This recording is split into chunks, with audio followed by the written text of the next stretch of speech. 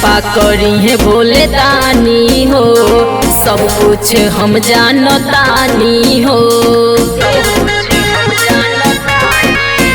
अरे कृपा करी है भोले दानी हो, सब कुछ हम जानतानी हो। देर काहे कइले बारू, उठा लो कबरिया हो। चलो चलो चलो धनी भोला के नगरिया हो। चलो चलो चलो धनी भोला के नगरिया हो।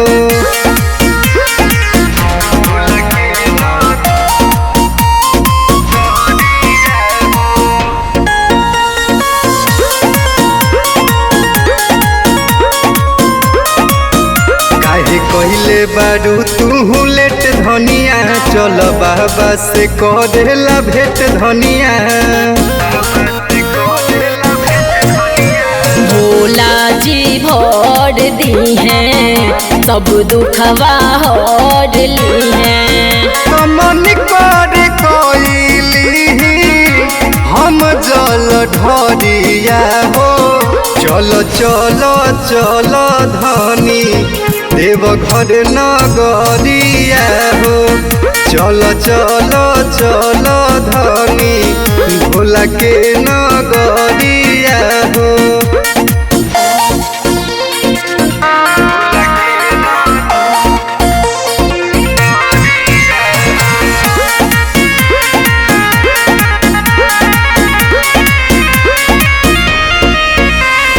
पेन्हे लगे रुआ हमार धनिया, सुल्तान गज से लेवे के बपनिया।